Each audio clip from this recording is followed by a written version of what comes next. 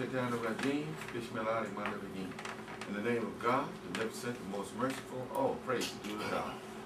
Welcome back to Honest Opinion, keeping it real and making it happen. I'm your host, Hakeem Akil, better known as Hakeem the Dream. We started a few minutes early. I hope that a lot of my listeners would come back and talk to us and stay tuned. But we have a dynamic show scheduled today, and we really and truly think that all our shows are dynamic because of the response and the hard work and dedication that we put into our show. And finding good guests to add to the quality of the show based on the subject matter, I think that we was been able to deliver. So again, I'd just like to welcome you back, and we are so happy and thrilled that our numbers are growing, and we are on email, YouTube, I think, and Facebook, and we just really want to show our gratitude to our listening audience. So with that said, we have a beautiful topic lined up today, and the theme of today's show, or the topic of today's show, is life and its second chances. Life and its second chances. And I'm going to get right to it, and here we go. Someone famous once said, "Never confuse a single defeat with a final defeat." This statement is true for everyone's life and everyone's struggle. Life is not a never-ending downhill battle. Instead, life presents us with opportunity after failure, love and loss, and hope after despair. In life, this is what we call second chances. Second chances come in a variety of different shapes and forms. For some, a second chance is a home and a job after being homeless and penniless. This happened in the situation with the now famous Ted Williams. For others, it is sobriety after years of being under the influence of drugs, alcohol, or the birth of a girl after having lost his son. The fact is that we do not know what type of second chances we will be presented with in our own lives. So we must always have hope and never give up when we are facing difficulties or challenges. Indeed, it is said, as long as there is life, there is hope. This is what today's show is about. We have three guests who have experienced a second chance in their own lives, and we have them on the show today to share their story with you. We hope that you take time to listen to their story and allow them to inspire you and to remind you that no matter how hard or difficult things seem now, they will eventually get better. Remember, before you can say hopeless, you must say hope. So with that, I would like to introduce you to my co-host that will introduce you to the guests, and now we'll get this show started. Brother Jarvis Alameen. Good morning, Hakeem the Dream. Welcome to Honest Opinion, keeping it real, making it happen. AM 1150 and 96.1 FM. Streaming live at WTMP.com. You can follow us on Facebook by typing in the word Honest Opinion Radio. You can follow us on YouTube by typing in the word Honest Opinion Radio. The call-in number here is 813-251-9867, 813-251-WTMP, or you can text us with your questions or comments for our guests. Text us at 813-787-6652. Text us at 813-787-6652. We have in the studio with us, Hakeem the Dream gave a great monologue and a very serious subject. Hakeem the Dream had a very stimulating, serious tone there this morning. And we really have a great show lined up for you. We really want to thank all our listeners for tuning in. And this is the life and its second chances. What a great topic. Panel guest includes Miss Ebony Major. She's a survivor of a rare disease called DeVix. Good morning, Ebony, and welcome to the show. And tell our wonderful listeners, all 250,000 of them, a little something about yourself. Good morning. My name is Ebony Major. I'm 31 years old. I have 2 children. I was diagnosed with the rare disease called DeVix disease. All right then. All right. We also have in the studio with us, we have Miss Charlene Simmons, who assisted her uncle in the Life of Second Chances. Good morning, Miss Charlene, and welcome to the show. And tell our listeners a little about yourself. Okay, I think we want to. Good morning. All right. Good All morning. right. Good Right. morning. My name is Charlene Simmons, and I'm born and raised in St. Louis, Missouri. I moved down here in Tampa, Florida when I was 16 years old, and I too assisted my uncle in a second chance, as well as myself having a second chance. And that's what I'm here to tell my story today. All right then. I like that. She said, I'm here to tell my story. I assisted my uncle, and I talk about a life of second chances. Great. We also have in the studio with us the comparable, my dear friend, Mr. Eddie Bennett, a survivor of a 27-year prison sentence, including death row. Welcome to the show, Eddie. Tell our listeners something about yourself. My name is Eddie Bennett. I'm from Tampa, Florida. I'm here to tell my story about my survivor, Florida State Penitentiary. And I have a nice story to tell you young fellas out there. All right then. The stage is set. Hakeem the Dream. Life in his second chances. We have a great panel guest assembled. Why don't we go right now to the interviewing process, and we'll get started. I'm going to go to Ebony first. Why don't we go to you first, Ebony? Tell our listeners a little about this rare disease called DeVix. It is also, a lot of times, it's misdiagnosed with MS, multiple sclerosis, and it's affecting the nervous system. In plain language for the layman, tell us a little about it and how does it affect the nervous system and the spinal cord. DeVix disease is mimic to MS. The difference is it's more progressive. It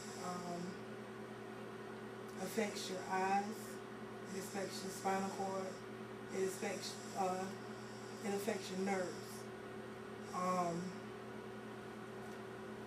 I was first diagnosed with MS, and I knew it was something different about what they were telling me. I just didn't know what it was because I really didn't know really hardly anything about MS. And it hit me pretty hard, but I didn't find out what I really had until 2 years Oh my God. after 2 years later. they diagnosed me with MS. Okay, we're going to get back to you because I want to tell us and our listeners about the doctor not giving you long to live, and you still sitting here looking just as beautiful as day, showing Thank that you. life and its second chances is always there. Let us now go to Mr. Bennett. I'm going to just kind of start you off, Mr. Bennett. Tell us, what kind of lifestyle were you living that led you to a 27-year prison sentence? What got you there? Well, I guess you can call it rich and the famous, selling those drugs. I guess you can put me in the line of a kingpin, that's what you want to call it. I sold a lot of drugs and drove a lot of nice cars and had a lot of women. But when I look at it today, I look at a lot of young men walking in them same shoes that I walked in. And I'm here to tell them young men, after 27 years, I'm here to talk about it. Now we're going to delve deep into it because we definitely want to talk about those experiences you had on death row and some of the duties and jobs that you had while you was in prison, and we're going to go into it deep. Before I get to Hakeem the Dream, I'm going to go right now to Miss Charlene Simmons, and I want to just talk to you very briefly, Miss Charlene. Tell me, Miss Charlene, describe how did you assist your uncle, Brother Jamal Salahuddin, in the life of second chances, and then tell us briefly about your life and what gave you a second shot at it, and describe it to us for our listeners. Okay, how did I assist my uncle in a second chance? He lived a rough life in the state of New York. where he had committed a murder, and he too had spent almost 20 years in prison. He had his second chance where he was able to get out, and the only place he can come is to someone that was living a decent life. So his parole officer came to me here in Tampa, Florida, and interviewed my family and myself, and determined that it would be a good place for him because at the time I was in church, assisting the community in food and things of that sort. So he come to live with me, and I had to give him rules where there's no drinking, no smoking, no drugs. And so his second chance came where he, actually did good for a long time, got a nice job working for children and families, and then he actually went back because he was a Muslim faith, so he kind of abandoned the faith for a short time because he went using drugs.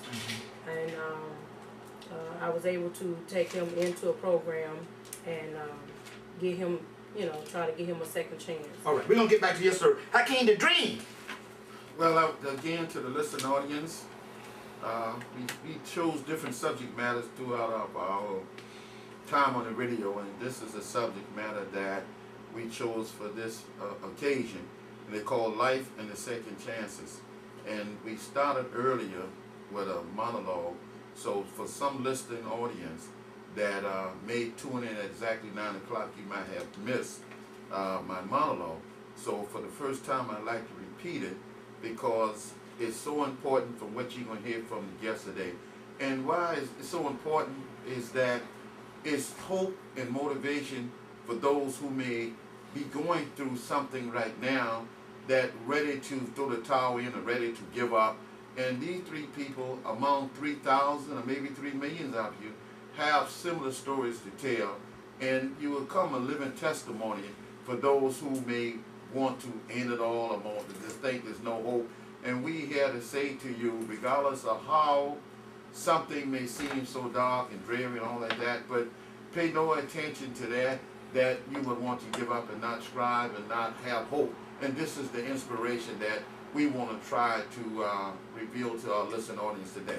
So with that, I'd like to read this a little faster. Those of you hearing it, I don't think that it would have effect if you hear it again. It said, life and the second chances. Someone famous once said, never confuse a single defeat with a final defeat. The statement is true for everyone's life and everyone's struggle. Life is not a never-ending downhill battle. Instead, life presents us with opportunities after failure, love after loss, and hope after despair. In life, this is what we call second chances. Second chances come in a variety of different shapes and forms. For some, a second chance is a home and a job after being homeless and penniless. This happened in the situation with the now famous Ted Williams. For others, it is sobriety after years of being under the influence of drug and alcohol, or the birth of a girl after having lost a son. The fact is that we do not know what type of second chances we will be presented with in our own lives. So we must always have hope and never give up when we are facing difficulty and challenges. Indeed, it is said, as long as there is life, there is hope. This is what today's show is about. We have 3 guests who have experienced second chances in their lives, and we have them on the show today to share their story with you. We hope that you will take time to listen to their story and allow them to inspire you and to remind you that no matter how hard or difficult things seem now, they will eventually get better. Before you can say hopeless, you must say hope. Hakeem the Dream fired up this morning. All right, Hakeem the Dream. Life and its second chances. All right, let's go now. And that's a wonderful monologue. We appreciate that. I'm going to go back to you, Miss Ebony Major. Tell me some of the symptoms. I mean, it's got to be, how did you first, what symptoms did you see or did you feel when you first start getting diagnosed with this rare disease called DeVix? What are the symptoms? Well, the